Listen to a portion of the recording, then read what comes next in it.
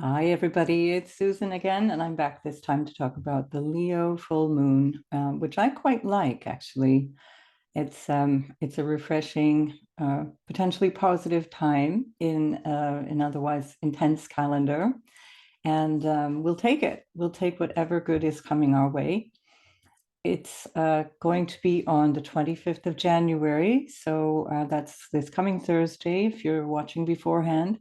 And I always use universal time since you're watching from all over the place. And that's at 5:54, almost 6 p.m.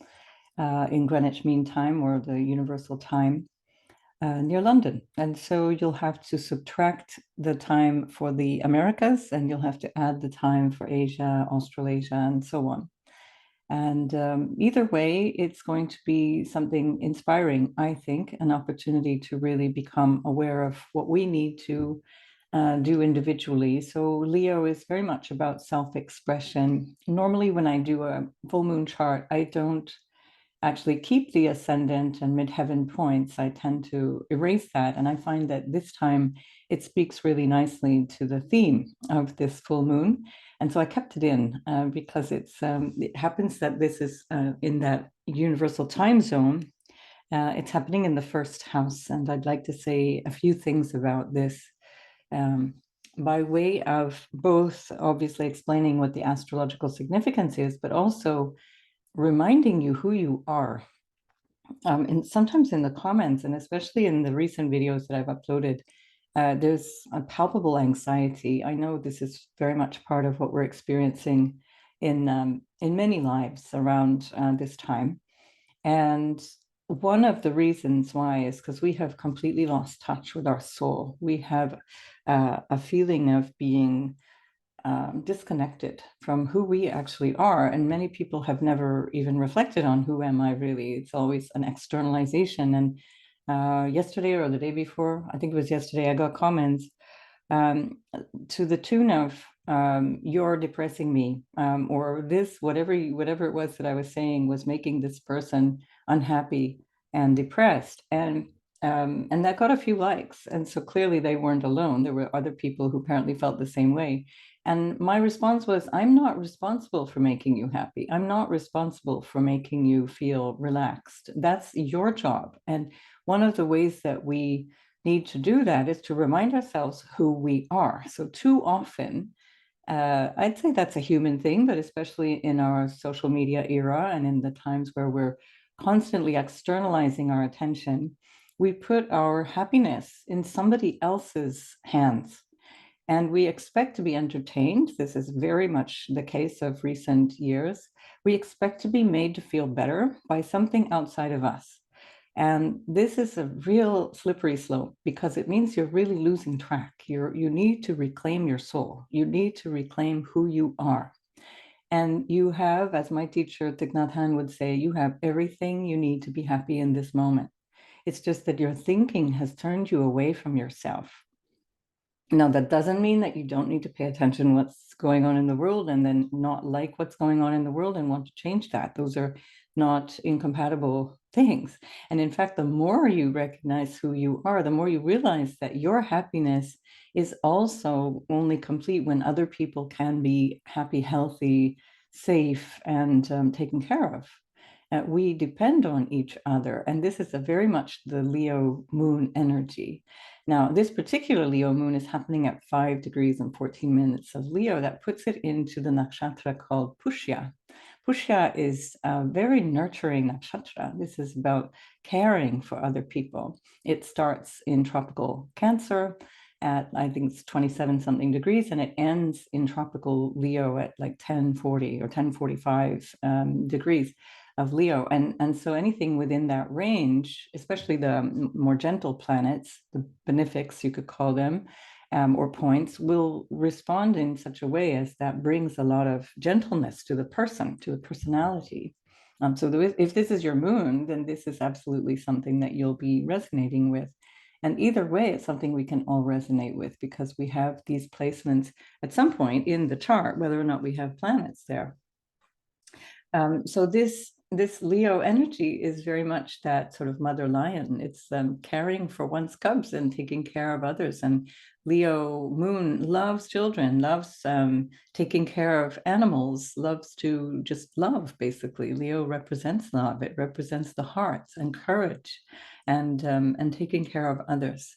And so it's not in the same way as a Cancer energy. It would be not so much that mothering nourishment in the Cancer way, but more in that protective way. The Leo energy is very protective. It's about taking responsibility and being proud of one's cubs, and even to the extent of showing them off. Leo moons, I have many friends who have Leo moons, and they love to talk about their children's achievements and they show them off. It's almost like a reflection of self. We don't want to go too far down that road either, but it's a lovely attribute. And I wanted to keep this here as well because this moon happens to be in this T square. Sorry, it's not a T square, it's a grand cross with the midheaven, the IC, and then of course the sun, because the sun is always the counterpart to the full moon. It's always opposite exactly the full moon. It's what makes the full moon, because the moon is actually the radiating light or the reflected light of the sun. And perhaps here I can also point out where we have an issue in terms of the full moon, because the sun itself is in its fall. And so when the sun is not in a good place, it's in an energy that doesn't find it easy to express itself. And so this is something that I want to pay attention to here as well. And this is partly with reference to what I was saying about the anxiety and people finding it difficult to cope with anything that wasn't all sunshine and roses. And that also involves, how do I fit into the world? This is very much that Leo Aquarius balance. The Leo Aquarius axis is, how do I fit in? What is my place in the world? And also, how do I resonate with community? Am I the leader? Am I the follower? Am I the sheeple? Am I the dictator? You know, whatever the dynamic is that you want to choose. It's all about this Leo quality, which is regal, which is about leadership, which is about honoring the role of power. And it's also the counterpart with Aquarius is about the people, the society that one is operating within. And so when the sun, which is all about the self, it's about consciousness, it's about me as an identity, but also my sense of purpose and my sense of how I filter my vision for myself through my personal lens. When it's in this area of Aquarius, which is all about everybody else and fitting in and about society, that need for the sun to shine becomes something that we have to work harder towards. And when I try to help people with Aquarius suns understand that balance, it's really basically one of the reasons that Aquarius is often known for egotism, and this is true of both Leo and Aquarius, is because Aquarius has to work so hard to stand out that it needs to differentiate itself from the crowd and otherwise be kind of swallowed up in the crowd. You either go along with the masses or you try and really differentiate yourself. But even when you differentiate from the crowd, with Aquarius energy, you're always trying to fit in somewhere. So your hair might be blue or rainbow colored with all kinds of piercings, but you'll hang out with people who have blue hair with piercings. And so you're still going to connect with people in that way that makes you feel like you belong. And so therefore the sun is always a little bit insecure, we could say, in that Aquarian energy. It's not that people who have Aquarius suns are insecure. I'm just giving the archetype here. And nor is it that people who have Leo placements are all arrogant and egotistical. Those are archetypes, and they are, of course, on a range, on a scale. These are just characteristics that we can find in different ways in the chart, and they would need a reinforcement to be able to be sure one way or another how that individual might experience themselves. And that this is, I'm not reading this as an individual's chart. I will read this in a very different way because it's not a person I'm talking about. This is a moon, and this is the general reading. So if this were an individual, I would be reading this very differently. So what I wanted to say is that because of that moon in Leo, which was craving to share itself and love and connect and be in that compatibility, be in that harmony and love and sort of shine like the sun does. But because the sun itself is not able to shine, and then of course in the northern hemisphere we're also in this archetype, which was the original archetype of this particular, astrological model that we use, which is where the sun is not strong. The sun is quite weak in this month of January, February. And of course, it's not the same thing on the southern hemisphere, but this is not this model. It was designed in the northern hemisphere. So it's just all of these things have layers of meaning that had a sense at one time that we still can hold on to in terms of the archetypes.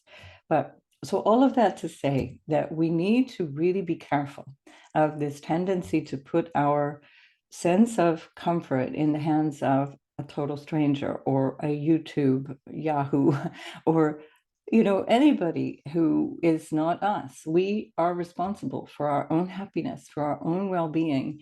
And sure, we want to connect and we want to be social and we want to care for other people, but first and foremost, we have to care for ourselves. So nowadays, it seems quite fashionable to engage in some kind of self-loathing. We see it in a number of ways. We see it in ways of with historical reference or with social reference or some kind of reference to whatever ethnicity or whatever. There's a lot of self-deprecation, self-loathing. And this is, on the surface, it seems humble and it seems really helpful, perhaps even in the context of what we're going through collectively and trying to figure out how to repair many of the harms that have been inflicted over centuries on our global society. But it's not helpful because we still belong to the whole. And so if we believe that we're not worthy, if we believe that there's something to be ashamed of, if we believe that we're guilty of something by association, by definition, through having been born into a particular culture or tribe or whatever you want to describe it as, then we are harming ourselves, but we're also harming the other. And here with that grand cross that's going between the moon, the sun, and the midheaven and IC, we see this need to be seen. It's a need to be seen, a need to be recognized, a need to be valued. The midheaven with Taurus, it's about my value. It's about my sense of worthiness. It's about feeling safe and secure. With the Scorpio IC, the IC is Imum Chelai, for those of you who are new to astrology. It means the nadir or the lowest point in the sky. That would be the theoretical midnight on the day of this particular event. Midheaven is the medium Chelai, which means the middle of the sky, the high point of the sky, which would have been high noon at this particular point. And here we have Jupiter. And Jupiter is rather lovely in this particular configuration because, aside from the fact that it's Jupiter and that makes everything a little bit more easygoing, a little bit easier to breathe and feel contented and feel that things are going to be okay. Jupiter happens to be the planet that rules Pushya Nakshatra, which is this moon. It's called Brihaspati, which is the great benefic in our understanding of astrology. And so with Jupiter on the midheaven, we have this option of expanding into our own authority, expanding into our own ambitions, expanding into our own sense of participation in society. 10th house for me is how you reach out into the world. And we have a Venus, which is ready to help. Venus is in a lovely trine to the midheaven and Jupiter. Venus is all set to do the work. She's in the 6th house, ready to do the work necessary. But Venus in the 6th house can also feel a little put upon. It can feel like work is too hard. Venus is maybe a little too ready to accommodate, and that can put a lot of pressure on us. But it doesn't mean that we have to succumb to that pressure. We have to recognize still that we have the capacity to say yes or no to whatever somebody claims for us. We also find that Venus is in a sextile to Saturn. So whatever we do at this time is going to be powerful. It's going to be something that lasts. It's something that is going to bring us a sense of achievement. And this is actually forming a kind of a yod. We see that here. It doesn't stand out because it's not exact, but I'm pulling it in. I'm going to just declare it. This is a very interesting energy, which comes back to that nourishing moon in Leo, which says, I need to take care of myself. I need to love myself. I need to honor myself. I need to recognize my soul. And the sun, of course, represents Leo, represented by the sun representing our sense of self, our sense of consciousness, and the moon representing the mind and our emotions. It is really being aware of who am I, truly, who am I? We have this opposition with Pluto. Pluto is conjunct the sun. So that was what the videos of yesterday were about. And this is now a new energy for Pluto. This is the first Leo moon where Pluto is in its power in this new place in Aquarius. It's a very strong chart here. And we've got these angular placements here. The first, seventh, and 10th houses are really, really strong. And so we have this new energy of Pluto on the sun opposing the moon. It's about how we can transform our sense of consciousness in this moment. I did speak a bit more broadly in the other videos about what's happening socially. There is a video about Pluto sign by sign. I'll just briefly touch on that today because otherwise we'll be here for hours and hours. And of course, it always depends on your individual chart. So however much I can wax lyrical about what it means to have Pluto or any other thing in a particular house or sign, it's never going to resonate as clearly as if it's your own chart. So bear that in mind. We can't do this cookie cutter astrology where we just say this one thing belongs here and therefore it means that, and therefore you're going to have this happen. It just doesn't work like that. We need to keep reading the entire chart in its entirety.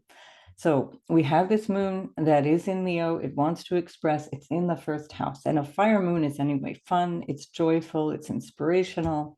But it can be also in this feeling of questioning oneself, maybe even a sense of doubt. And so the self-expression is mitigated by the fact that it's opposed by a sun that is weak. It's a sun that is in its detriment. And so we have this energy of a sun that is trying its best, and it's doing even more than normal because it's pulling in the energy of Pluto. When a planet is conjunct the sun, it is what we call combust. That was especially yesterday. Pluto was combust. And on the 20th of, I'm saying yesterday because I'm doing this on the 21st. So sorry if you're watching this later, that was the 20th that Pluto and the sun were conjoined. That's called combustion. But the sun is still there with Pluto. Pluto is still under the beams. And the sun is absorbing this energy of Pluto. It's like a kind of a rebirth moment between the sun and Pluto. And this we will get now annually for the next 20 years as the sun keeps meeting Pluto.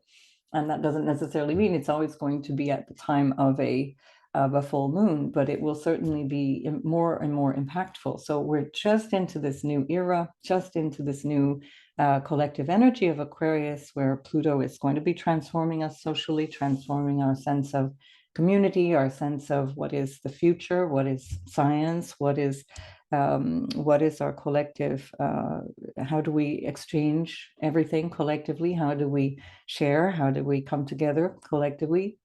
And so this is a big moment because the fact that it is on the heels of a very important ingress like Pluto coming into the sign of Aquarius with the sun at the same time, and then immediately having a full moon, we are, in my way of seeing this, we are asked to really reconsider, who am I? I think this is especially true in the face of the AI, so the artificial intelligence, almost sort of revolution that's happening. It's so accelerated, it's so fast that we're not even aware to the extent that it's happening. So many of the things that we do each day, even those of you who may feel you're not even very technical, you're engaging with AI all the time. So this is a fact now, is something we have to deal with. And therefore, we also have to become more aware. Remember, who am I? What is my humanity? What is my role in this world? My participation in this world. What part do I play in this world? And am I taking responsibility for that? That's the the question that Pluto and the Sun are asking, and that's the question of this Jupiter on the midheaven, which says, yeah, you better show up in a way that you are sharing your values and feeling valued at the same time. Jupiter in a square to the moon squaring the midheaven, the Sun squaring the midheaven, Pluto squaring the midheaven. It requires a certain amount of attention. So it's again this kind of question of, is there a neediness behind your attention? That can be, again, in a natal chart, I would look at this very differently. But we can ask the question anyway, is there a little bit of melodrama in your need for attention? Is there a bit of selfishness in that? Is there insecurity in that? Again, this is about not undermining yourself, recognizing I'm worthy of attention, but nor do I need to go out and push myself onto other people. And that can include opinions as well. It can include your sense of what is appropriate or inappropriate. We don't always get a vote in what goes on around us, so we have to deal with what's coming from within. So we've touched on this Venus there in the sixth house as a represent a Venus in Capricorn, very serious, very committed, very willing to help and support this midheaven and do that action, do the right action, but she's being aware of the potential for feeling put upon, knowing that the effects are long lasting, whatever it is that the Venus is supporting. And also we have this Mercury-Mars conjunction. And this is very powerful with Mars in its exaltation in Capricorn, in the middle of Capricorn, very, very strong. And we have a couple of things that are resonating here that are adding to this energy. One of them is that Mars and Mercury together are in a square to Chiron. So we're looking at Mars and Mercury together, which suggests that we also need to reflect on how we communicate, how we speak. Are we speaking with harshness? Are we speaking in a way that is cutting and emasculating, or taking away somebody's own sense of what you might call dignity, human dignity? This is another Leo keyword, dignity.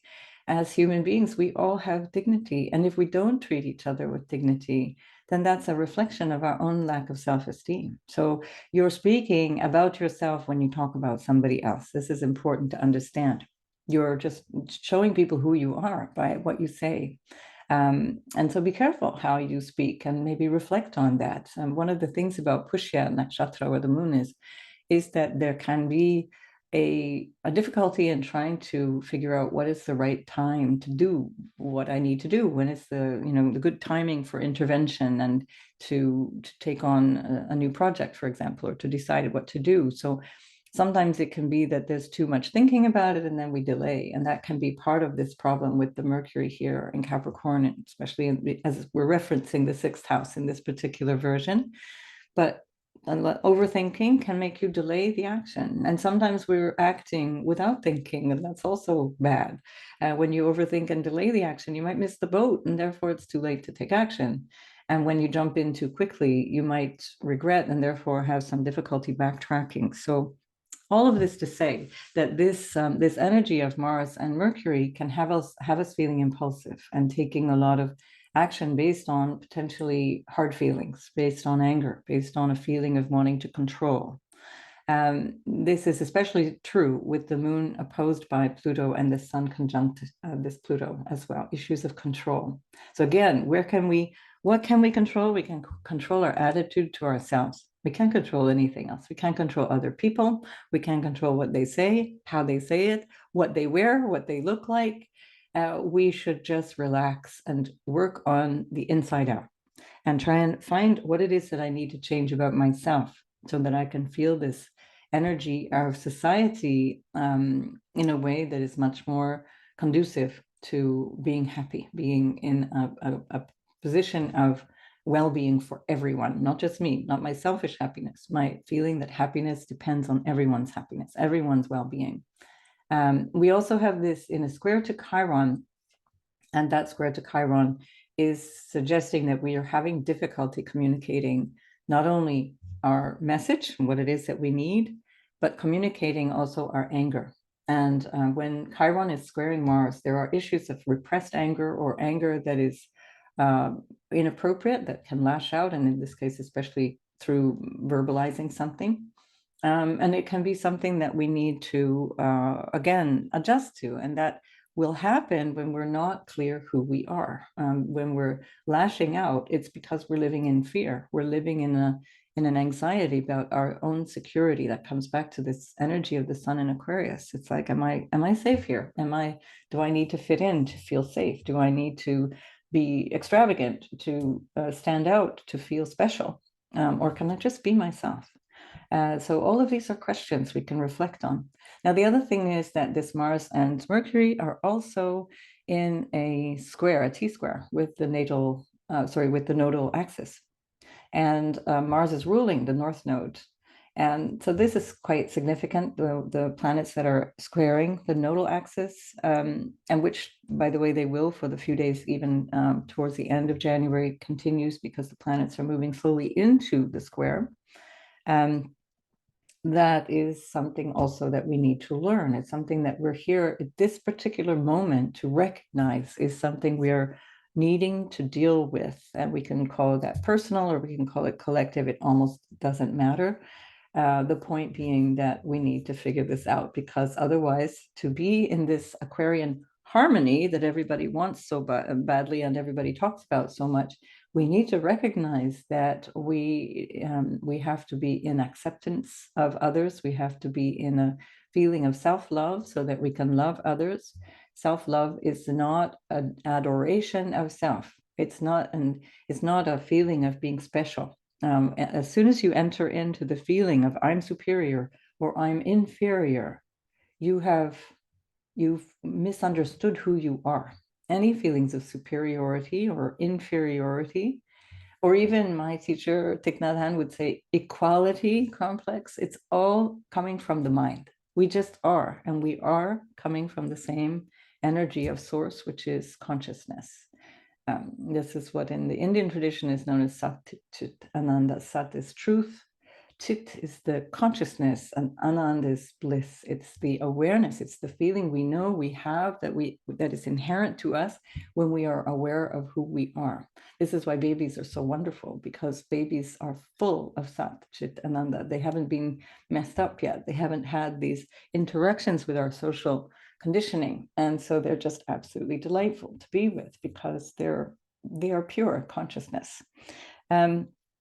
So because the moon is in the first house, and there's one other thing about that Mars and Mercury that I want to point out before I go into that first house. It's that they are in a building trine. They're in a trine that is forming over the next couple of days with Uranus, and Uranus is actually going to be stationing direct after several months of retrograde since end of August.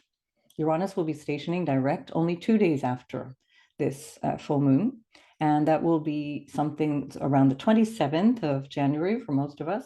And that will be something of a very special moment, because that means that for the next couple of months, we've got all of the planets moving direct. Now, the nodes are mostly retrograde. I work with the true nodes, so sometimes they're direct, but 95% of the time they are retrograde. They don't really count because they work in this reverse order. But all of the other planets, inner and outer, will be direct. So this means that we're also in an energy of opportunity that allows us to get stuff done, to move in this new direction, based on this understanding that we are all in this together, that we are all in this awareness of connection and love that we are, and that we have this responsibility to ourselves to remind ourselves of that, so that we don't harm others with our own insecurities, so we don't harm others and expect others to make us happy, make us feel better. That's putting your power, Leo word, in somebody else's pocket. And this is not at all what we're here for. We're here to work together, but in a way that is uplifting to everyone. So keep that in mind. I want to mention with that first house energy that the word that we use, we have these little key words that we can use for each of the signs or each of the houses. And the word that we use for the first house, and even for Aries potentially, is I am. This comes through the North Node with Aries, with Chiron, healing, the I am. Who am I? Well, I am good enough. I am enough. I am whole. By virtue of the fact that I'm born, I exist and therefore I am whole. And we see that in the first house with this fire sign, this Leo moon, that we are acknowledging our divine dignity, our human dignity, our capacity to shine. This is the quality of the sun, which is just radiating and not asking for anybody's opinion about it, just giving and radiating. Um, and so, what I wanted to suggest, because of this anxiety that I was picking up on in the chat or in the comment section, which certainly is there, we all feel it. I feel it sometimes. It's not where nobody's above the human angst that we're living through. But I just wanted to share a yogic breath called Soham. So some of you know I was a yoga teacher for about 25 years, and I moved away from that a while ago. But the Soham breath is extremely powerful. And I just want to explain a little bit of what it is, because it's often taught not entirely correctly. Soham actually has a meaning. It's almost senseless in terms of the sound that we're about to experience, but it has an actual meaning if we take it as Sanskrit, and that is that I am. Soham means I am. The inverse of that is Hamsa.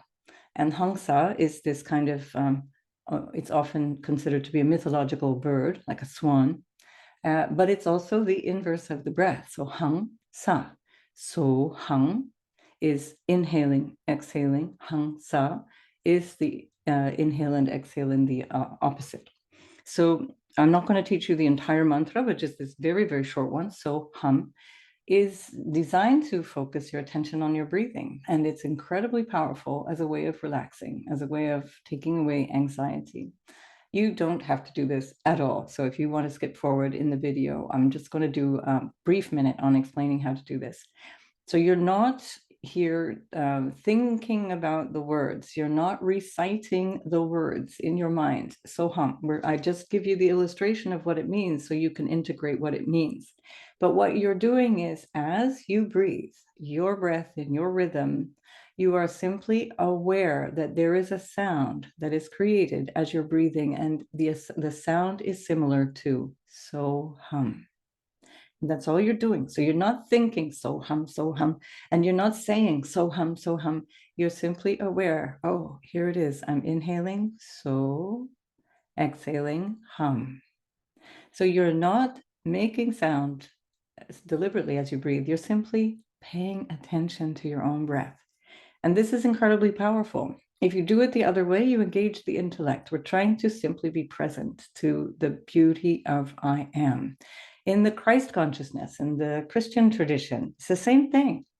This is the I am consciousness that is all about the Christ consciousness. It's no different. You can call it Krishna consciousness if you like. In Krishna consciousness, the idea of Krishna as consciousness is that it is the energy that flows through us. We're the instrument. This is why Krishna is always depicted with a flute.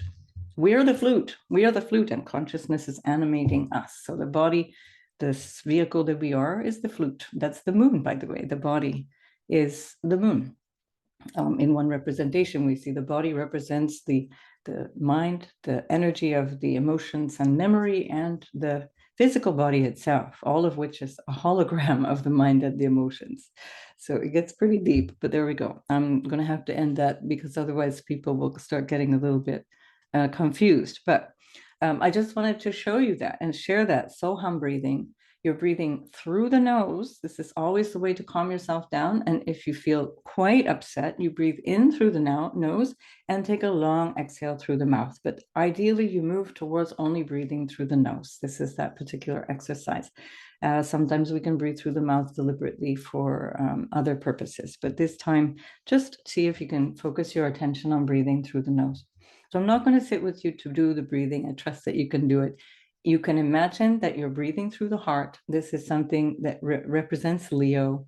when I would teach breathing, and some of you I know are still my students from yoga are watching here, and you might remember we used to do this breathing as if breathing through the heart. So you imagine, rather than thinking of the nostrils, you think the heart itself is like a sponge. It's receiving this breath, taking in this breath, letting yourself soften and expand.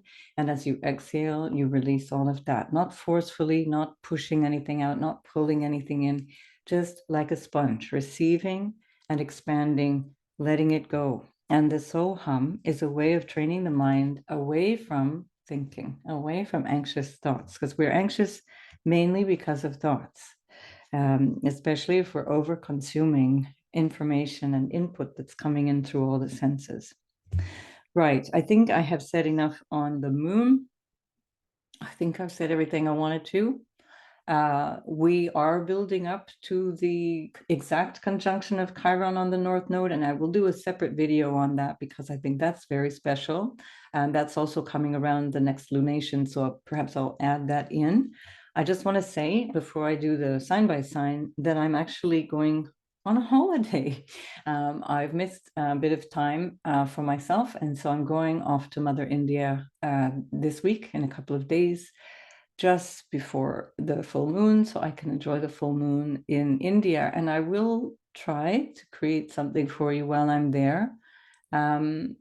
And so bear with me if it's taking a while. I will be back, but I just need to repair this vehicle, this instrument, Krishna's flute, and also just to take a rest my brain, rest my mind and heart. In the way that I'm asking you to do with this beautiful Leo full moon. And so I'm off for a pilgrimage in Tiruvannamalai, and I will be back in Spain sort of mid-February. And so I will try and connect again with you, but I just can't guarantee what form that will take. So if you think it's pretty much on the fly the way I do my videos now, just wait till I do them from India. Right, I think I've said everything I wanted to. I'm just checking my notes. I think it's all there so far. And yeah, we're good. We'll move on from here. I'm going to start with Leo for pure reasons of laziness. Leo, sun, moon, or ascendant. You are having this, of course, in your first house, because this is the energy of, yes, yourself, of course. Sorry, I just had a little brain fart there. See, this is why I need to go and take care of myself. A little bit stressed and tired these days, watching too much of my own face on Zoom. Right, so Leo, you're having this happen in your first house, and I mean, everything I've just said in the introduction applies, so please review. But if we personalize it a wee bit, and of course that will depend on your natal chart, so that really makes a big difference. This will have a very big impact on relationships for you, on your sense of self and what you need. So moon in the first house is a reflection of a new awareness. You could call it a realization or some kind of acknowledgement of what it is that you need emotionally, what it is that you need within the context of relationships. And again, go back to the beginning. If you're one of those people who skips these things, go back to the beginning and listen, because it's all about you, Leo. And then, of course, the Sun and Pluto have entered into your seventh house. This is deeply impactful. This will be for a very, very long time to come. And as a result, you are really now in a very big period of change, a very extended period of change in terms of who's got the power in relationships. Where does that fit into your personal power? And are you in a situation where you need to reclaim that power? Or are you in a situation where you need to recognize that you are perhaps overpowering other people? And that needs some kind of balancing. One way or another, people will come in or out of your life over the next 20 years, which will be a mirror image of yourself and where you are in terms of your personal power, in terms of your capacity to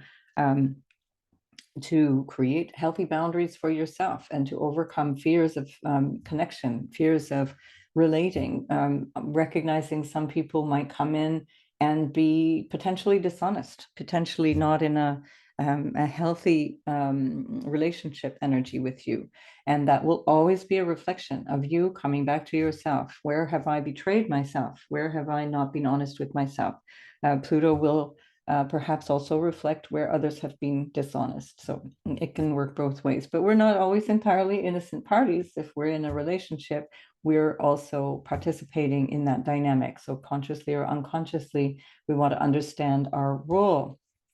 And we also have this very powerful energy of the combination of Sun and Pluto. So this is a new cycle. This is a very big new cycle for you that is also where you start to reflect on your needs in relationship to others, or this can be with regards to business, where you decide, now I want to shape up a new business partnership, or I want to engage with somebody in a different way. There's a lot of energy for work, what is day-to-day stuff, day-to-day work. If it's a health issue, for example, it looks like you have a lot of support around that. And so that is something that you can deal with. But if it's a day-to-day work issue or something to do with contracts, there's also a lot of good energy there. It's about picking up the responsibility around your day-to-day activities. So it can be very constructive if you're having to deal with something of a contract or some kind of employment issue or connections with employees. The air needs to be cleared.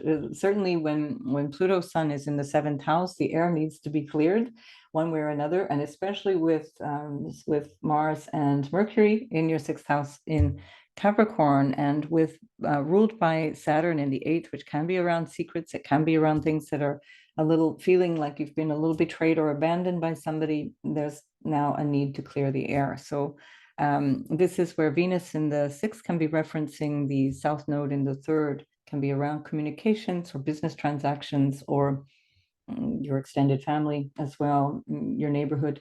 Venus is ruling the South Node in Libra, all about relationships and saying, okay, let go of this, whatever this tendency is that you're realizing about yourself, and move towards this understanding of, what do I need now? Where am I potentially sabotaging myself? That Chiron on the North Node. Where am I not taking care based on perhaps feelings of insecurity?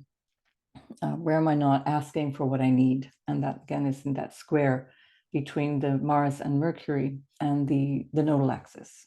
You have Jupiter on your midheaven, and Jupiter on the midheaven is fantastic for all of these career things. So this is the time to really move in a new direction. Jupiter is ruled by that Venus who's got her sleeves rolled up. She's ready to work. She's committed. Again, the question is, am I offering too much of myself? Am I doing too much? There is this trine from Uranus to Mars and Mercury, which can be a little destabilizing.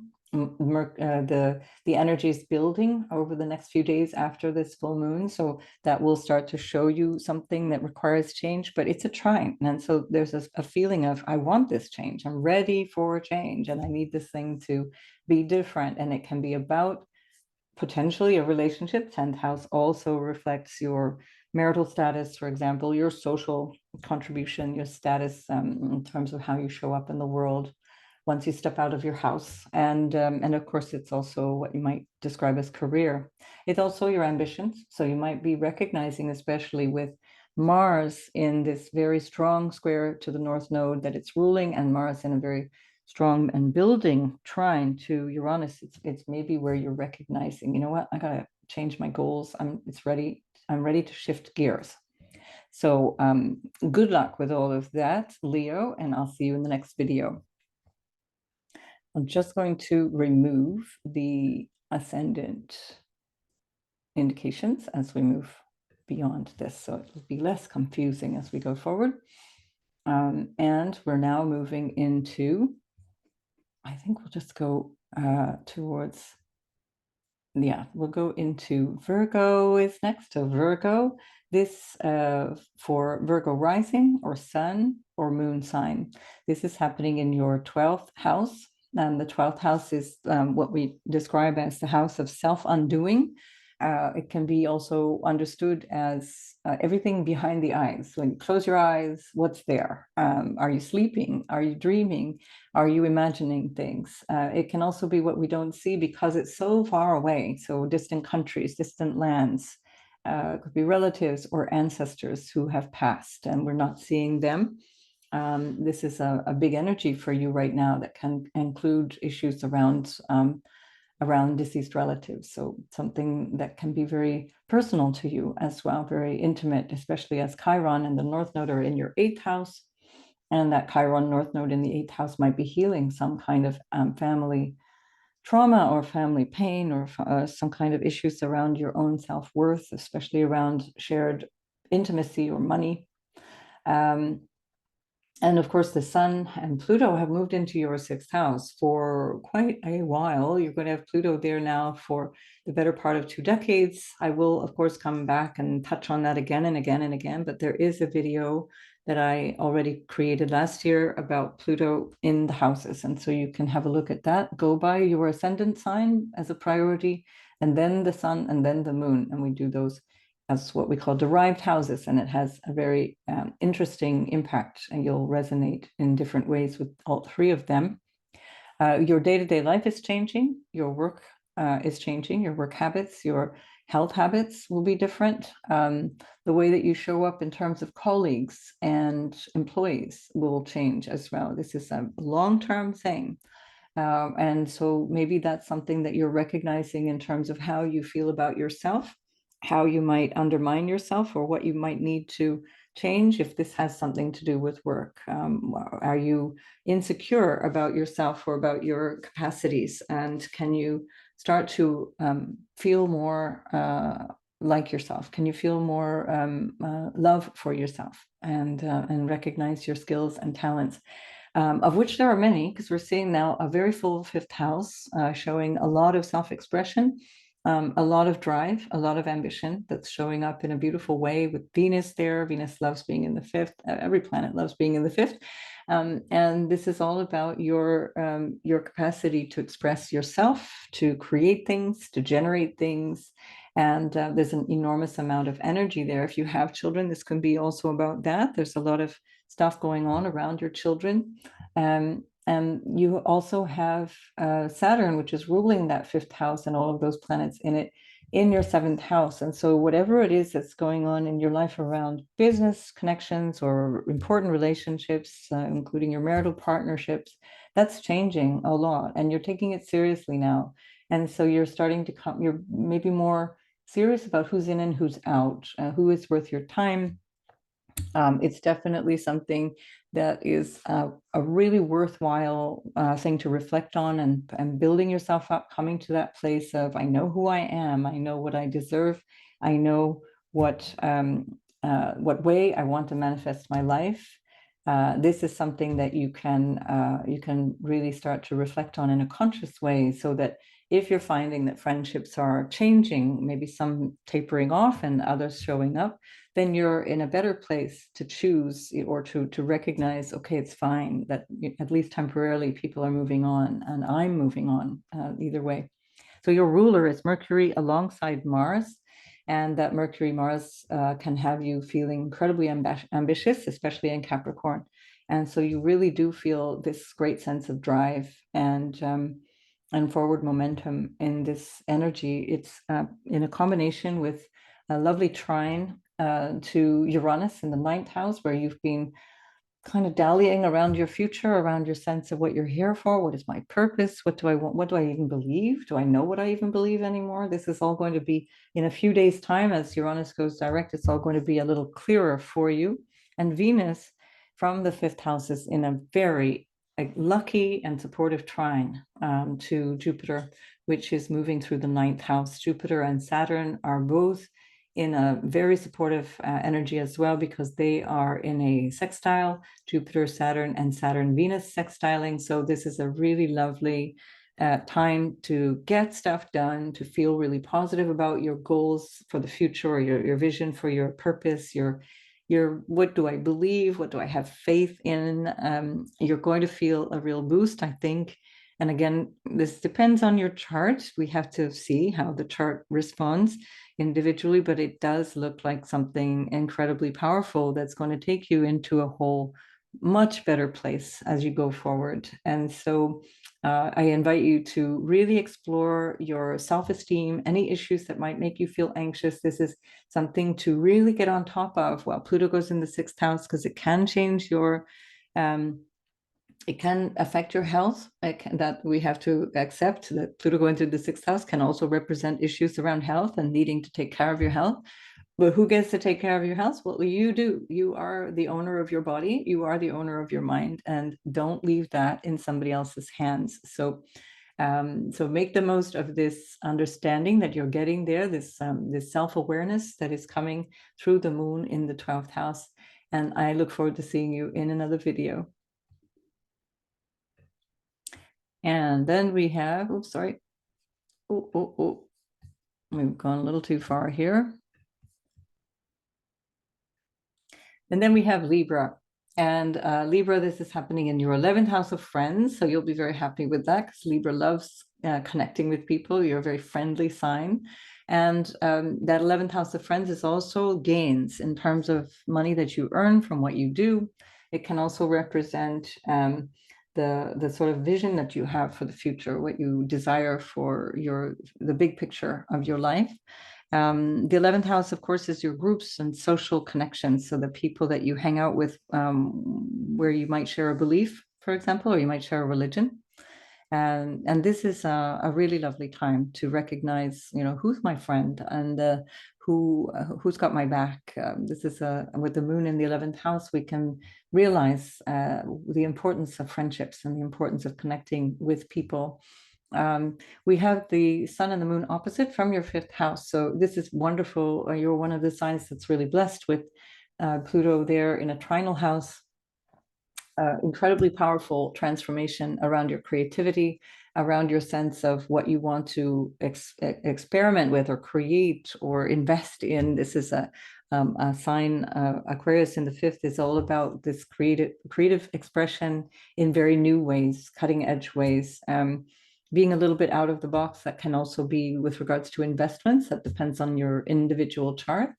It could be a very interesting time to invest. You do have Jupiter in the 8th house of other people's money. Soon Uranus will be direct. And so although that can be a little unpredictable, the Jupiter in the 8th can bring you a lot of benefits around gains and winnings that you might receive from taking a risk. And it's not necessarily illegal gambling or gambling at a casino. It's stock market or taking a risk on some kind of entrepreneurial exercise. And this can be very, very good because you've got Saturn in the 6th house that stabilizes your work. It stabilizes your sense of what your everyday life needs to be. And that's in a sextile to Jupiter, and Jupiter's ruling Saturn. So bringing quite a lot of energy back and forth between them to make this, whatever it is, grounded for you. This is, I think, a really supportive kind of energy. We do have the sun in a square to Jupiter. Sun squaring Jupiter is very optimistic, so just be careful not to bite off more than you can chew. It's all, I think, looking good though. So all in all, very, very positive. And this could also represent the money that you're, or the benefits, let's say, the blessings of your partners, whether it's a business partner or an intimate partner, that you're somehow being blessed by the good fortune of other people, and especially so if it's your marital partner. There's a lovely trine also to Venus from your 8th house till your 4th house. And so this can also have something to do with family or property. Perhaps you're investing in property. Again, Mars is ruling the 2nd. And it's in the 4th with Mercury and Venus, which are commercial. So if you're buying property, selling property, this could really be a great time. And again, that's not financial advice. However, I feel obliged to say that with so many Americans watching, so litigious. And so, yeah, you're just looking for opportunities, and this could be through property, for example. And at the very least, there's a lot of busyness around home and family, perhaps ancestors as well, trying to understand your childhood, trying to understand things about your life that perhaps previous to this moment in time, you weren't really ready to look at, but now feels appropriate or even necessary.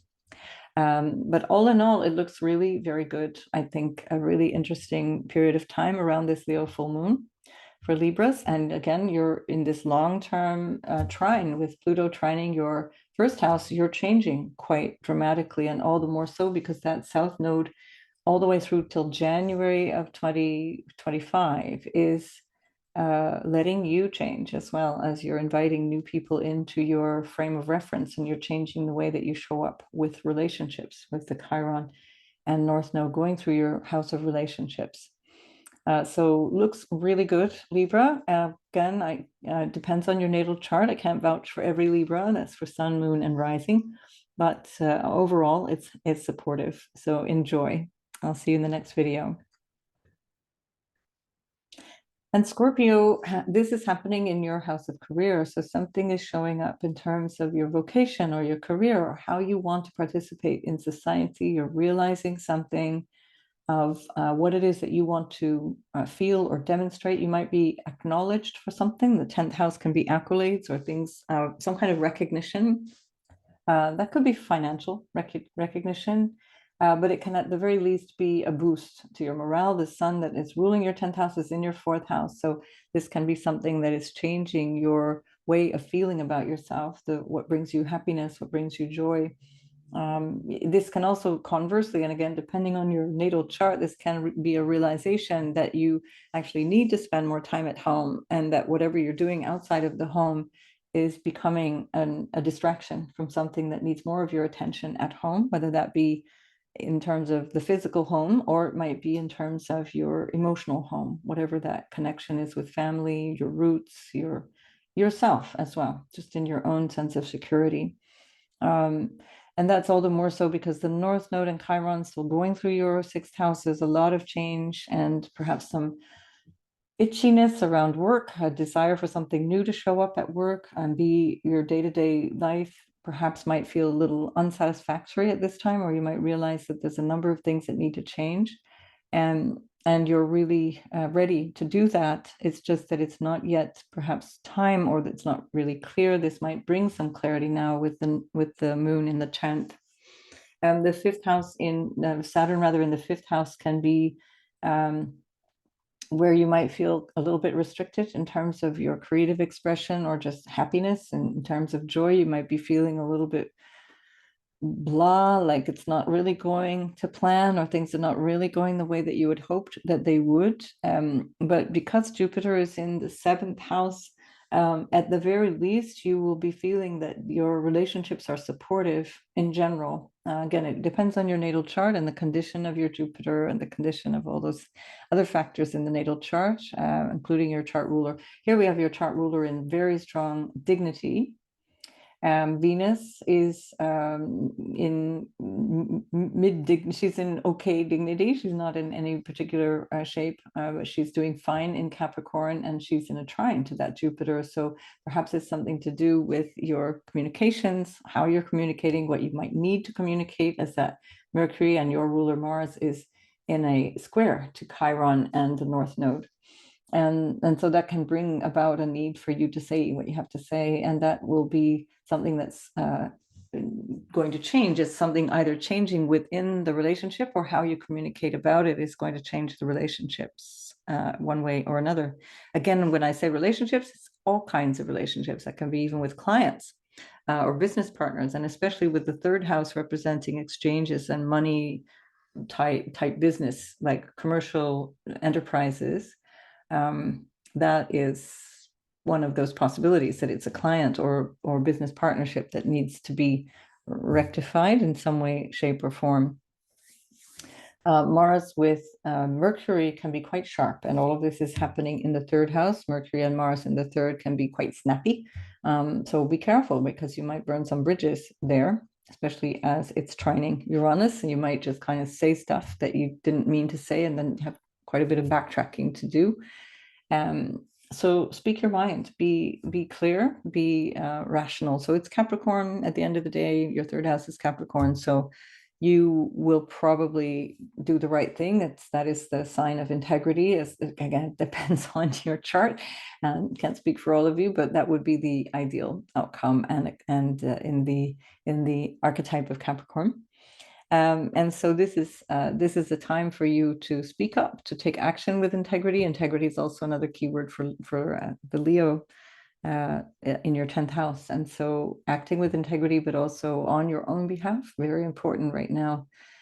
Capricorn. So sorry, Scorpio. So I think you really want to make the most when your ruler is in such strong dignity. Your ruler is exalted in Capricorn, and it's going to give you an incredible drive to succeed, especially as it is in square to the North Node for the days following the full moon. So for quite some time, you've got this great drive and capacity to make some big inroads in terms of your day-to-day living, and especially if that's with reference to your job. All right, I'll leave it at that. Good luck, Scorpio, and I'll see you in the next video. Sagittarius, this is happening in your ninth house, which is quite lovely. That's an awareness of what you feel you have faith in, or what you believe, what's important for you in terms of your sense of purpose or your higher minded awareness of life. That can be a spiritual indicator or religious indicator, as well as political. For example, it's kind of all of those things that are about things that are bigger than just what's on your dinner table at this moment. And with the Sagittarius rising, we look to Jupiter in your sixth house, where it's been since May. Your ruler, Jupiter, is keeping you busy in your everyday life. There's a lot going on in work. And because you've also got Venus and Mars and Mercury in your second house, there's maybe a lot of attention on income. Venus is in a trine to Jupiter, so this can bring you quite a lot of benefit. And there's quite a lot of motivation around money. And this can also be another way of looking at values. What are my values? What do I feel about myself, my own self-worth, which is very much that energy of what I was describing at the beginning of this video around the moon in Leo. So reflect on those things, because that will energize you as you go forward with the Jupiter in the sixth house until the 25th of May. And then, of course, April is going to be quite exciting for you too, because your ruler is conjunct Uranus, and that will really light up your sixth house. It'll affect your 10th house in a supportive way, or at the very least, it will change your house of career, and of course, it will change your house of money by trine. So those are supportive energies, but they are energies that require your effort, because sixth house requires some kind of action and sometimes overcoming challenge. So yes, even Jupiter can be planet which requires some kind of negotiation and overcoming challenge. It's not all easy peasy just because it's Jupiter, and that again depends on your natal chart and the quality of your natal Jupiter, especially as it's your chart ruler. If you are the ascendant in Sagittarius, and that of course applies also to the sun and moon by what we call derived houses. So it applies in that in the same way, but in more of an interior experience. You'll read more about that in the description below. You have Saturn in the fourth house. And again, it's not been an easy time. Saturn in the fourth and also Jupiter in the sixth can provoke a kind of a feeling of being lost or not really feeling confident. They both would have had you feeling a bit low up until the end of 2023, and then it improved immensely from the beginning of January. So you're really on the up and up at this point. And I think the support of having Venus in a trine to Jupiter right now, you've probably got your mojo back. And now with the sun and Pluto in your third house, your everyday environment is changing.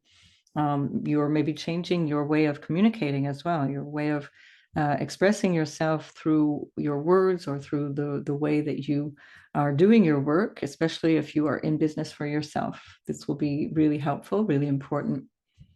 That is in a square to Jupiter. The sun particularly strongly squaring Jupiter. So beware of biting off more than you can chew in terms of work or responsibilities or connections with issues around family. Family issues, extended family issues will be a big priority for you for a very long time, as Pluto is staying in your third house for the better part of the next 2 decades. So it's a big deal. And as the sun has come in there for a new cycle, this seems to be, at least for this particular year, a really big theme for you as well. I'd have to see your natal chart to tell you more about that, or to see which of these potential indicators are the thing. But especially as the second house also represents family, Saturn is in the fourth This could also have quite a lot to do with family responsibilities and issues that you need to attend to in quite a serious manner. That serious doesn't mean negative. I don't believe in positive and negative. It just means that it requires a lot of your effort and attention, and serious in the sense of needing to take it seriously, not necessarily that it's bad. So again, don't fret about good and bad. And please don't ask me in the comments what is good and what is bad. That's not how life works. Thanks for that, Sagittarius, and I will see you in the next video. Capricorn, this is happening in your 8th house. So there's some revelation or understanding potentially about your own inner workings, about your sense of your moods, your emotional needs, your psychological needs, and what might be unconscious or might have been unconscious up until this point that becomes something that you're conscious of. This is especially true as you've got Chiron and the North Node coming closer and closer in your 4th house, where you're becoming more and more aware of things from childhood and things that you might have understood from a place deep down that has you focusing a lot on what makes you happy, what you need to feel secure, what makes you feel okay in your skin, as it were. And then the Pluto and the Sun have moved into your 2nd house after I'm sure, a very challenging 15 years in your 1st house, especially if you're Capricorn rising, but certainly for Capricorn Sun and Moon, that will have been challenging as well. And I also hasten to say that when you have a Capricorn rising, there are a lot of challenges in life. It's kind of baked into the rising sign. That is kind of the thing that happens. So it's not an easy life with Capricorn rising, and I think anybody who has that will be able to acknowledge that in the comments. It's not you're up for it, but it's not necessarily an easy ride. You look at other people and you're like, how did they get off so lightly? So, there we are. But let's say it'll be such a relief now that Pluto is moving into your 2nd house. That's going to put a lot of attention on finances, on your security, on your income, on your capacity to earn. And again, it depends on your natal chart, whether there's a promise of financial viability or financial success. It's not given. It's not because something goes in the 2nd house that you're all of a sudden going to be rich, because some people simply are not here for that. And so however hard you try, it's not going to happen. So we can see that in the natal chart, but not in a reading like this. So all that to say that the 2nd house is very important for you now over the next 2 decades, and that can also represent your self-esteem. So this will change your self-esteem, your relationship to family as well, whatever you feel you need to support you is another way of looking at that. The Sun is in a square to Jupiter in the 5th house. That's quite nice. Having Jupiter in the 5th is lovely. You have this feeling of upliftment. It feels very positive, and Jupiter is, of course, a lot of inspiration, and that can be very creative for you as well. This can be another meaning of that Pluto going through the 2nd house, that you start to express yourself in these new ways. That is a recognition of who you feel yourself to be right now.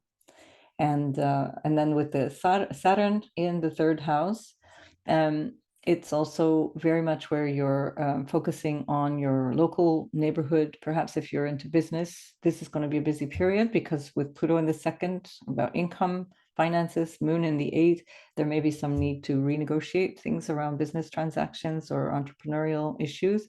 And that will, again, depend on your natal chart.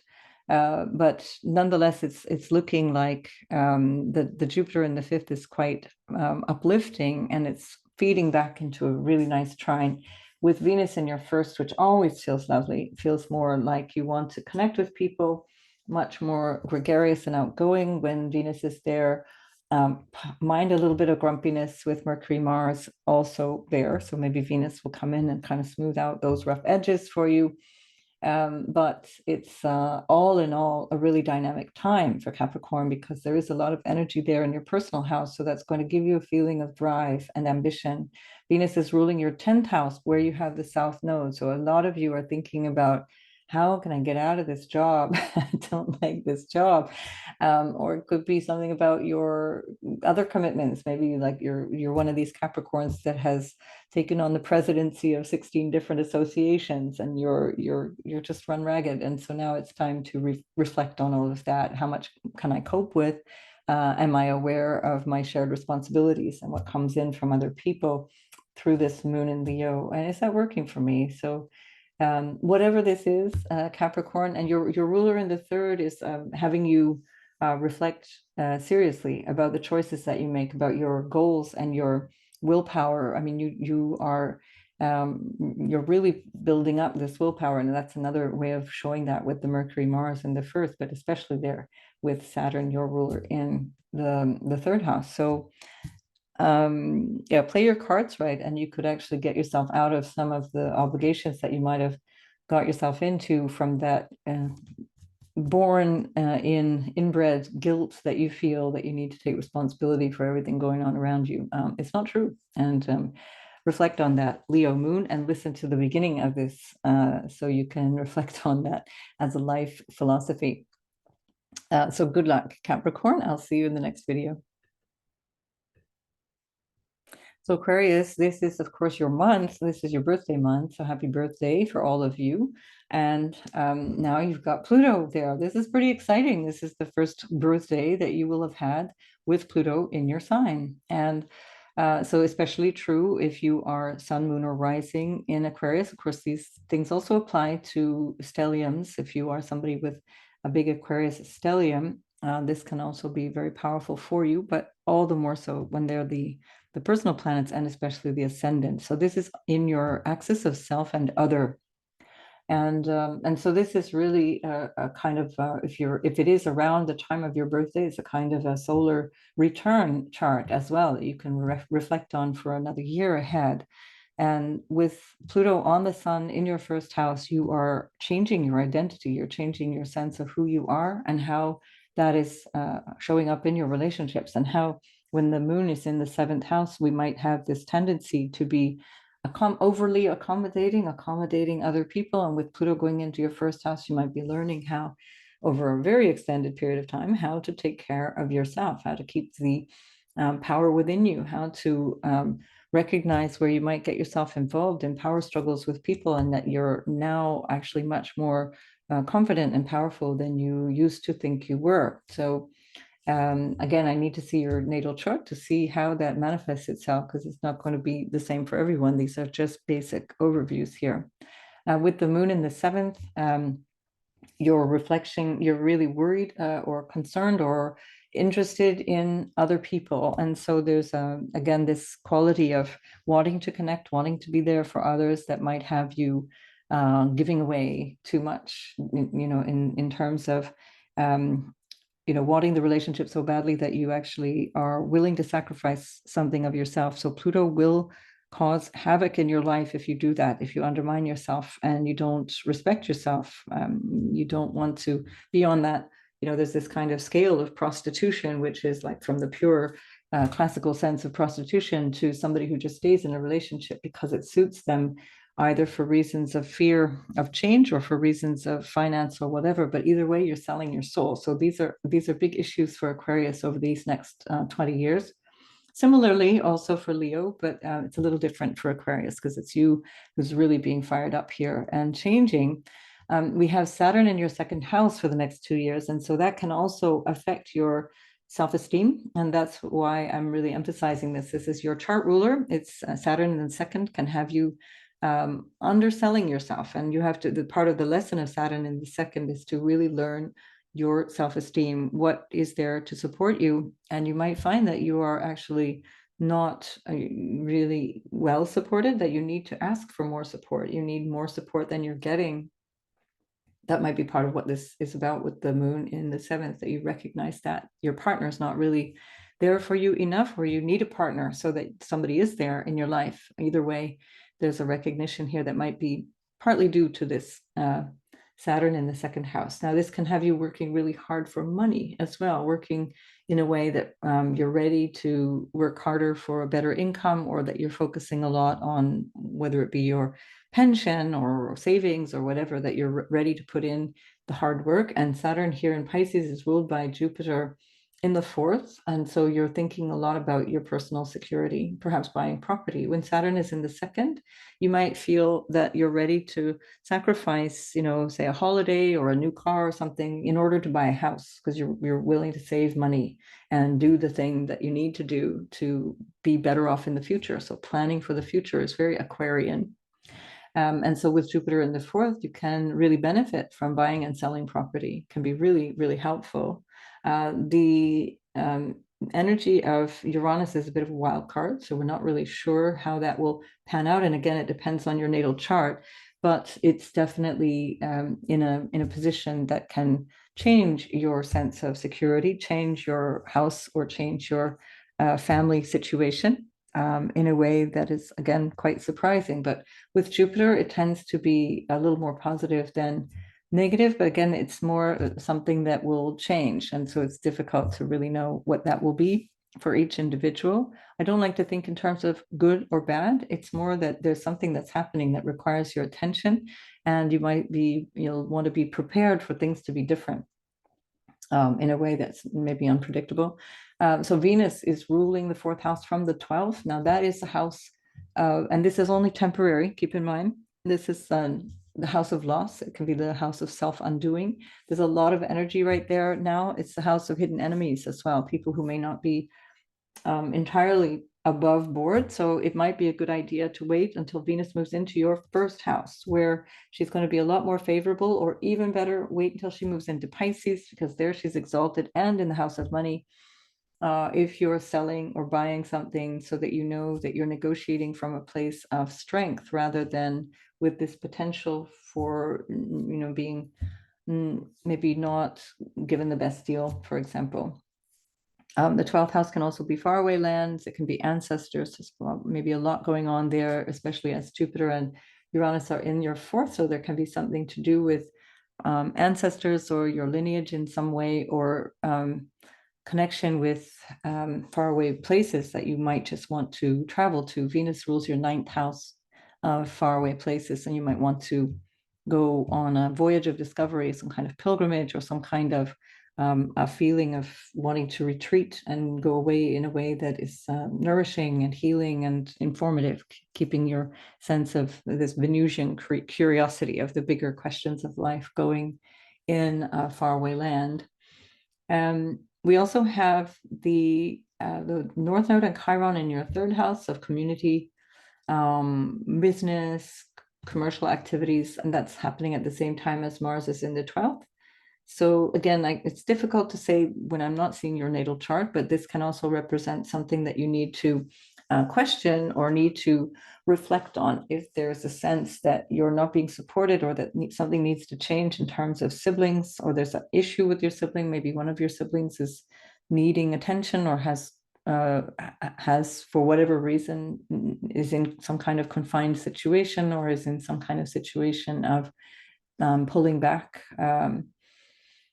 There may be some issue that needs to be redressed there. That's in a square. Chiron is squaring that Mercury-Mars conjunction in your 12th. So again, I need to see your chart to be able to be sure of any of that. These are just speculations, naturally. But the third house, North Node, is where you want to put a lot of your attention anyway in 2024, because this is all about building your sense of your goals and your willpower to get stuff done and learn things, and maybe overcoming a feeling of I'm not good enough, and where you figure it out on your own. You recognize that rather than having to wait and ask somebody for help, you can Google the answer, or you can find a YouTube video that explains something step by step, and you can learn things on your own. And it's not to say that you should isolate yourself, but just that you should become more referential, in that sense of the Pluto going through the first house, building up resilience, building up a sense of a stronger sense of self, and your own resilience and capacity. Right, so Aquarius, I will see you in the next video. Best of luck. Pisces, this is happening in your sixth house of everyday work. How do you, maybe your health as well, how do you feel How are you getting along with your schedule? How is all of that working out for you? It can be reference to colleagues or employees if you have them, and what's going on there. So there's an awareness now that's coming in, and this is for particularly strongly for Pisces rising, but also for the sun and the moon in Pisces, where you have, or a stellium, say in Pisces, where you have quite a lot of energy around the energy of Pisces. The moon in this case is 6 houses away from Pisces. And so your energy is focused a lot on your day-to-day habits, on things that might concern your overall health, especially the health of your maybe stress levels or your physical body and your potentially even your heart. Not to say that you have a problem with your heart. That would not be what I'm suggesting, just giving you ideas. With the moon there, you're realizing something is changing, and you might be sensing a new mood around your day-to-day work. It's like, wow, I'm just not happy at work. I don't really enjoy this job, and I need to change something about it. Now, the change can come from a change in attitude, or it can come from a bigger change saying, I really do need another job, or I need to create a job for myself. You do have the North Node in the second house along with Chiron, and so you're overcoming a lot of fears around income or your own self-worth, potentially fears around inadequacy in that sense. Maybe you're recognizing since 2018 that you've got a lot more capacity to earn and be self-sufficient in your finances. This is certainly the big theme of 2024 for you. And it's about coming to a place where you are willing to take risks and stretch yourself a little bit in terms of how you might have perceived yourself before, and maybe a lack of self-esteem held you back, and now you're realizing, I don't need to hang on and wait for somebody else's approval. I can do this differently. And that's where that South Node in the 8th house is coming from, this place of letting go of what other people think of you. It's also potentially letting go of other people, because the 8th house is also the house of death. Now, there can be a loss that happens always. If you're born, you will die. Somebody in life at some point has to lose people. And I'm not suggesting because of this that this is going to cause a death, but there can be, especially in the course of 2024, some loss. And that loss is coming through people that you share something with. So it might be family, or it could be a work colleague, or it could be a loss in terms of breaking up a business relationship, or disconnecting from certain benefits that you're getting at work, no longer getting a pension, no longer getting, whatever. And that's creating this need for you to feel more self-sufficient and having to deal with things more independently. Pluto and the sun are in the 12th house, and that's again this question of what do I feel? And it's unconscious. It's a place where it's difficult to access what is true. It's kind of hidden from us. What the reality of the situation is, it's not always very clear. And it might not be clear because it either is happening far away, or it's happening in a way that is concealed, or it's something that's hidden from our understanding. Could be an unconscious thing. It can be what that can also represent hidden enemies, which I hasten to add are often our own actions, our own self, not necessarily other people running around trying to undermine us, but rather what we do. So this is the house of self-undoing as a result. So it's like our bad habits, addictions, and so on. And so this can have you more aware of that and having to transform your behavior, transform yourself around any addictions. And this will come hand in hand with a new sense of self-esteem. We have also a really lovely energy in your 11th house of socializing. So there's an enormous amount of energy for friends and a sense of connection with people. Lots of social energy here for you around the time of this Leo full moon. And this can also represent money that you earn from what you do. Venus is in a trine to Jupiter, and Jupiter rules your 10th house of work, and so that is even more of potential. There's also potential for more social contact, because Jupiter itself is in the social house of the 3rd house of your surroundings, the people around you, or your extended family, cousins, brothers, sisters, etc. It's also where you find your sense of your ambitions in terms of the short-term goals that you might have, and the 11th house is about your vision for the future. So you probably are having quite a lot going on in terms of the vision for all of that. And Jupiter, I forgot to mention, is your ruler as well. So that matters even more, that there's a sense of new connection to goals or ambitions and visions for yourself that is very supportive. And then that might come with the realization of the moon in the sixth that says, yeah, my day-to-day life needs to look different. But it looks honestly quite positive. It looks quite good. With Pluto in the 12th house, there is an enormous amount of reflection on your spiritual life, which as a Pisces is not going to be new to you. Perhaps of any sign, it's maybe easiest for Pisces to have Pluto in the 12th house, because it's kind of your natural state to be reflecting on what is not here, what is not real, what is the mystical and all of that stuff. So this will be an opportunity if you want to develop your spiritual practice or a connection to more mystical things. This will be a really brilliant time for you to do that. Jupiter is squaring the sun, and so there can be quite a lot of ambition in this area as well. That can be a feeling of really being ready to take something on, ready to make a change. And again, I'd need to see your natal chart. It sounds boring to say it all the time, but I can't really predict better than this without seeing your natal chart, because the whole chart tells the story.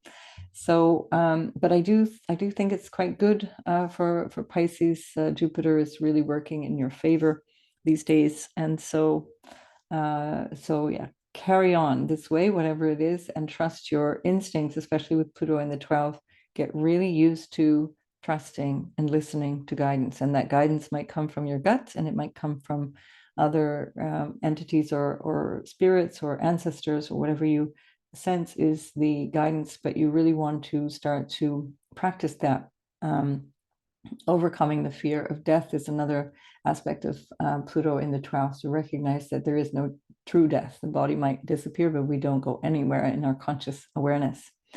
So good luck with all of that, Pisces, and I'll see you in the next video.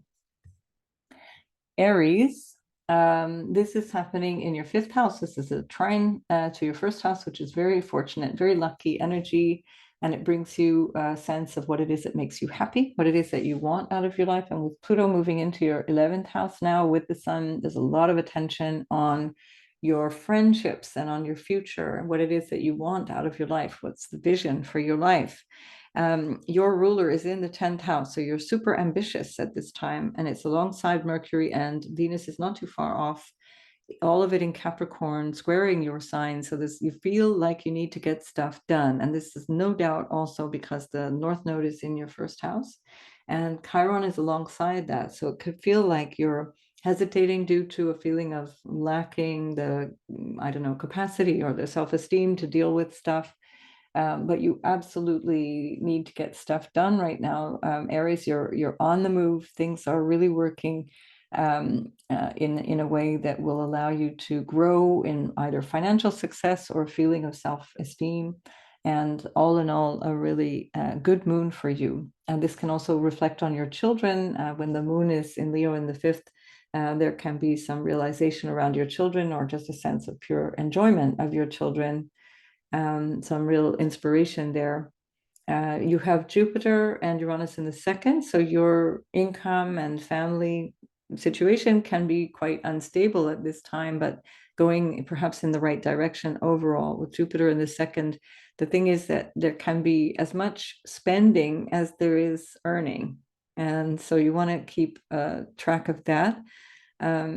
It's again depends on your natal tendencies. I would have to see the natal chart, but Jupiter in the 2nd means that there's a lot of focus on money, a lot of focus on family too. And again, there's no necessary, it's not about good or bad, it's about a lot of attention in that direction.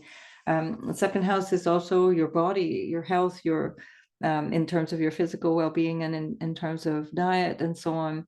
And so there may be something that you're realizing you want to change. Saturn is in your 12th house, ruled by Jupiter. And so there might be a realization that you need to adjust habits, or you need to overcome some kind of addiction or a tendency to not take care of yourself. And Jupiter in the 2nd is saying, yeah, let's focus in on this. And it's trining Venus in the 10th. So that will certainly bring you a lot of good fortune, a lot of benefit either way. If this is about money from career, if it's about your job, this is a good time to ask for pay rise. For example, if you're employed. Um, so yeah, so you can benefit from that. This is especially true if you are Aries rising, and that certainly applies to the sun and the moon as well, particularly the sun, which is exalted in Aries, and so this has an even stronger emphasis. But I think that's all I can say for you right now, Aries.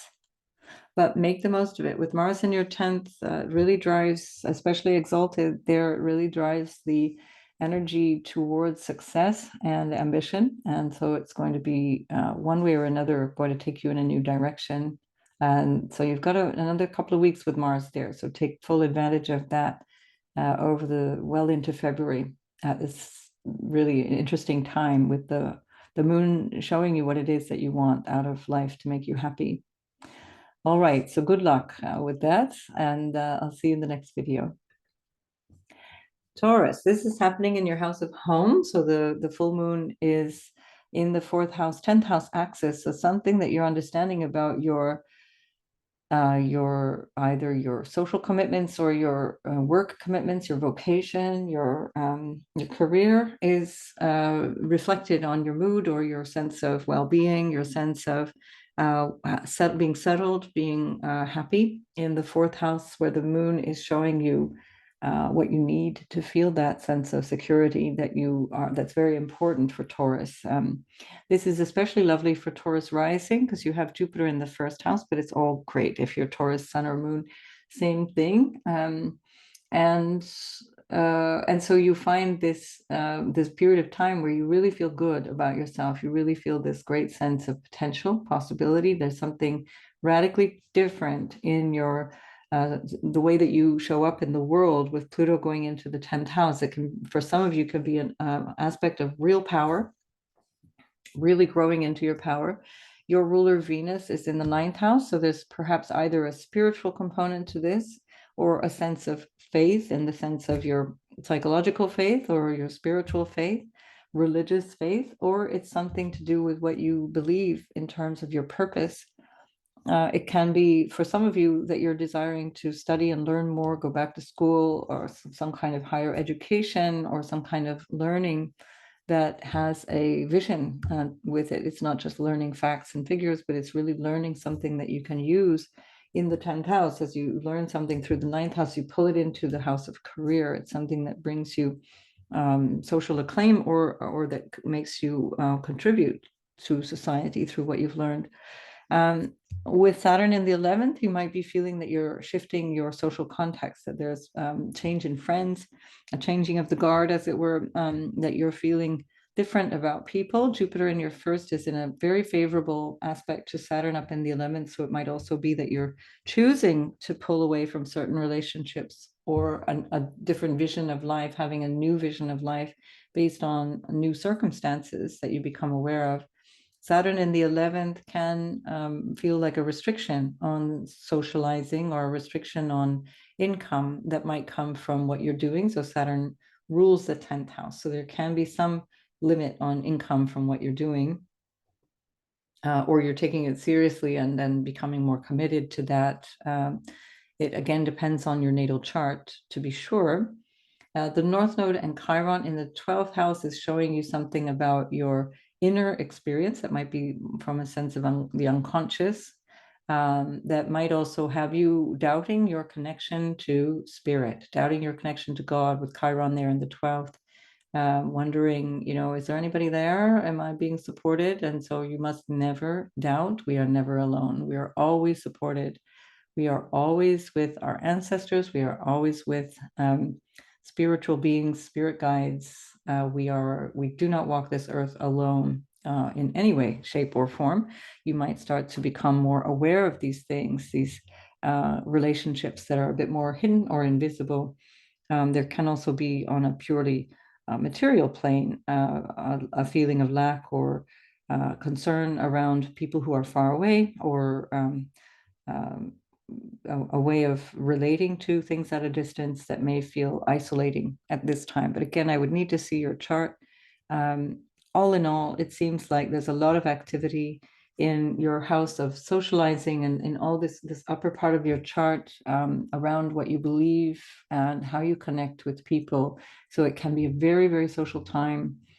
You will be blessed with a lot of activity in April that is really generating something very new and quite exciting. And so be open to change, Taurus. Sometimes there's a resistance to change that can have you missing out on things. So be very open to change and just recognize what it is that you feel you need to feel secure. And I think what the answer is coming from what you might call God, spirit, the universe, whatever it is. Pull the answer from there first, and only secondarily look at a material solution to happiness, because they rarely are the real reason we need to find that solution in the first place. So good luck with all of that, Taurus. I'll see you in the next video. Gemini, this is happening in your third house. This is your house. So Gemini, sun, moon, or rising, especially for the rising sign, the moon is in your third house, which is traditionally called the joy of the moon, and the sun is in the ninth house, which is the joy of the sun. So that's pretty nice because it's bringing in a lot of energy that both of the luminaries really like. There's a very strong positivity around this time for you. Pluto has moved into your ninth house with the sun. There's a really big shift in what you consider to be your purpose in life. What is my role here? Why am I even here? Why am I here? What got me here? What does it mean to be human?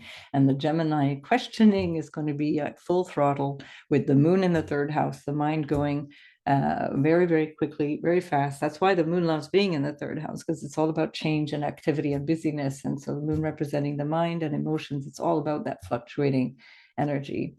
But don't do it to an extreme, because we want you to be calm and centered and grounded while you're doing all of this cogitation as well. So with Mars in the eighth house, along with your chart ruler Mercury, and Mars ruling your sixth house and your 11th house, there's quite a lot of thought around perhaps friendship or work, your future, perhaps how that looks. And also with Mars in the eighth, although Venus and Mercury are there too, but Mars in the eighth can cause some kind of challenge in terms of shared resources, or some kind of challenge in terms of intimacy. Can also be quite sexy with Mars in the eighth. So again, that with your ruler, that might not be such a bad thing. But it's a lot of thinking around what you share with other people, whether it's money or belongings or ideas, even in terms of support, moral support, and so on. You might be requiring more moral support from people. There can be some kind of benefit coming in for you through the eighth house, things like tax returns or things that come through other people, dividends or and of course, inheritance payments and things like that. The eighth house is where we get benefit from the loss of others. So it's kind of a mixed bag. But again, I need to see your own chart. Saturn is in the 10th house. So you're serious about your social status. You're needing maybe to take on more responsibility. Venus is in a lovely sextile from the 8th house to the 10th. So for whatever reason, you feel strong about that. This 8th house is also about overcoming fear, overcoming things that might hold us back unconsciously. And then Jupiter in the 12th is contributing to that as well. So you're doing a lot of inner work here, Gemini. And if you're not doing it at this point, you might decide it's a good idea to do some of that inner work to really understand that third house. What am I thinking? Why do I think what I think? And so there's maybe a good opportunity here to understand your inner motivations, understand that a lot of that might be coming from family history, that might be coming from your childhood or other issues that have a longer history than just your life. Chiron is in the 11th house, as I mentioned. The North Node is there, so there's a lot of focus on friends, which is a typical Gemini thing. And so maybe you have a sense of needing to change your friend groups, or there's a desire for taking it in a different direction. that can also apply to your hopes and dreams for the future. So um, Gemini, you are very, very friendly, but with the Aries in the 11th house, you tend to kind of be your own person. So you're not sort of burdened by other people in the sense that you are quite individual, and this is what makes you typically dynamic and perhaps what some people call flighty or unpredictable in social situations, because Mars in Aries rules your 11th house, and so it's very, very new. It's always about wanting the next thing, the next thing, the next thing, going to where the grass is greener. And so with Chiron there may be, and the North Node there may be a real urge to recognize where you might have been sabotaging friendships, or you might have been hurt in some way through not fitting into a group, whether that's now or long, long ago. And so you're healing a lot of that. This is an opportunity for you to recognize that something can change there, and having then a new vision of yourself in society with that Saturn in the 10th, bringing up a sense of what your new way of engaging in life would be. There's so many ways to look at that, but it's easier when it's your own chart. So I'm not really sure where to go from here. I think with Jupiter in the 12th, it's quite a good time for you to reflect on your inner experience of life, because you're kind of charging your batteries, as it were, to prepare for Jupiter moving into your first house, which will happen after the 25th of May. So for some of you, that's going to be around your birthday, which is pretty marvelous. So good luck with all that, Gemini, and I'll see you in the next video. Cancer, this is happening in the 8th house, the 2nd house and 8th house axis. So the moon is in the house of money, your self-worth, your family as well, what makes you, what brings you support in life, that can reflect on the physical body as well, especially as the moon represents the physical body. And so there may be a need to pay attention to your physical body. There may be a need for you to recognize what you need financially, how you might need to organize your finances. That could be with a question mark around what makes you feel secure. You've got Pluto and the Sun in the 8th house of other people's money, of intimacy, shared resources. That is the house of crisis, death, transformation. So you're certainly set for another very long period of personal growth, but it's coming from a place of deep understanding. Now, those of you who are into the occult, astrology, psychological transformation, mysticism, all of that stuff is also 8th house. So that means that Pluto is going to get you to go really, really deep in that direction. And this is only just the very beginning of that. So the moon in the 2nd house can also have you reflecting, and might be a good thing to do consciously, especially as the moon is your ruler, consciously reflecting on your values, on what you consider to be your integrity. Leo represents integrity. And reflecting on your values, so that as Pluto goes into that the 8th house, that is bringing you a sense of what it is that you want to excavate, how you want to participate, because Pluto going into the 8th can also have you doing some pretty dodgy things. And that again depends on your natal chart. That's not for everybody. It's just to say that it's not, there's so many ways of looking at it depending on what your natal chart is like, and depending on what's going on in your own life. So the ruler of Pisces is Jupiter, and that's in the 11th house, and that is one of the houses of joy. Jupiter loves being in the 11th house. It's all about expansion and receiving help from others. It's about the gains from what you do. It's the house of your hopes and dreams for the future. And so there can be a lot of benefit there when Jupiter goes through the 11th. There can be an incredible amount of expansion and delight in socializing, just a delight in the joys of all of the fruits of your previous efforts. With Saturn in the 9th house, you're getting very clear, ruled by that Jupiter in the 11th, you're getting very clear what it is that you feel your purpose is, and how you need to do something about that, taking responsibility. This is the house of Dharma, your higher purpose in life. It's the house of what you believe. Some people call the 9th house the road to God, however you might want to call that.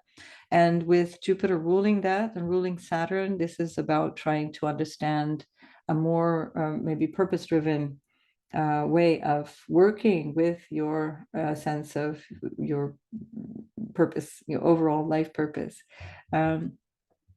Working in the sense of actually how do I bring that out to the world, as this is Saturn asking you to get serious about it. It can be about getting serious about studies as well, or learning a new topic, especially with Pluto going into the eighth. It's also a house of research. So Pluto in the eighth is good at digging deep into mysteries, into lies, into all the things that are hidden from us. And so this can be with Saturn in the ninth, you're digging deep through Pluto in the eighth and making sense of that with Saturn in the ninth and making that work for you. This is all very good to clarify right now, as Jupiter is eventually after the 25th of May moving into your 12th house. So it's going to be a lot of focus on what is hidden, what is interior, what is spiritual, what is behind the veil, as it were, behind the eyes. And that's a real opportunity then to really understand, before Jupiter goes into that part of the chart, understand what it is that you can do concretely about all of these things. Now you have Mars, Mercury, and Venus all in the seventh house, incredibly social energy, pulling in new potentials for relationship. Venus is ruling your house of friends, where Jupiter is. And Saturn is ruled by Jupiter and is ruling your seventh house. So new possibilities around friendships, or new potentials for healers or teachers or counselors or guides to come into your life that are going to bring you some benefit as well. Mars and Mercury there can have some tension or conflicts in relationships. That again depends on your natal chart and what that tendency might be anyway.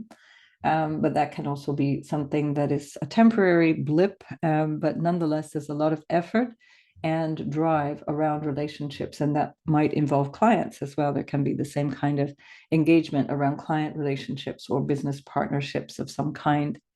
So Cancer, I think all in all, actually really good for you, because Jupiter is in such a great place. The moon itself in the house of money and your self-worth, bringing some attention into how you feel about that. And we're ending just in time, because my dog is now growling at me to ask me to give her lunch. So I'm going to say goodbye on that note. As a Cancer, you will understand I need to fill her stomach. Yes, I'm coming.